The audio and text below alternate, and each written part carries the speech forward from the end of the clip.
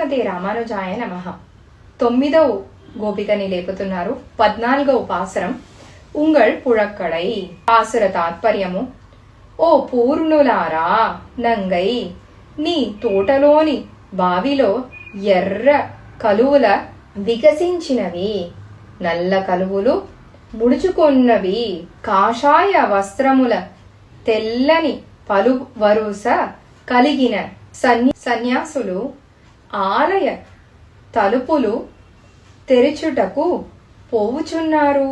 శంఖ చక్రములు ధరించి విశాల శ్రీహస్తములు కలిగిన పుండరీకాక్షుని కీర్తిస్తున్నామమ్మా, త్వరగా లేచి రామ్మా, మాతో చేరంగళ్ పుഴక్కడై అనే దానికి స్వాపదేశార్థం ఏంటి? ఉంగళ్ పుഴక్కడై అనగా మీ పెరటిలో అని అర్థము. దీనికి స్వాపదేశం ఏంటంటే, భాగవతోత్తములు ఆచార్యులు భగవద్ అనుభవమునకి గోష్ఠి గుమిగూడు ఏకాంత స్థలము అనగా శ్రీవచన భూషణము, ముముక్షపుడి లాంటి రహస్య గ్రంథములను ప్రవచనము చేసే చోట, కాలక్షేపం చేసే చోట. ఆప్పేసుమ్నంగాయ్ అంటే ఏంటి? శ్రీ సూక్తులు సాయించిన పూర్ణురాలా అని అర్థము. ఇది డైరెక్ట్ గా మన ఆచార్యులకే చెందుతుంది.